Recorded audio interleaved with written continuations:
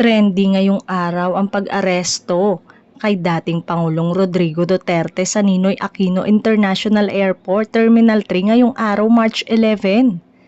Ngayong araw nga ay bumalik sa Pilipinas si Duterte matapos mamalagi ng ilang araw sa Hong Kong.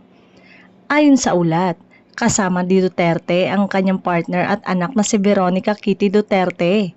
Sinamahan din siya ni former Executive Secretary Salvador Medjaldea.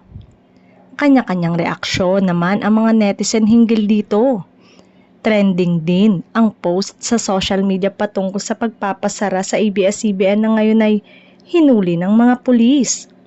Hindi maiwasang balikan ng mga kapamilya viewers ang ginawa nitong noong ipasara ang Kapamilya Network. Maalalang mismong si Pangulong Rodrigo Duterte na ang nagkumpirma na ito ang nagpasara sa ABS-CBN. Hindi nito bibigyan ng license to operate ang network. Komento ng netizen, mukhang makakabawi na umano sila matapos ang ginawa sa ABS-CBN matapos ang ilang taon.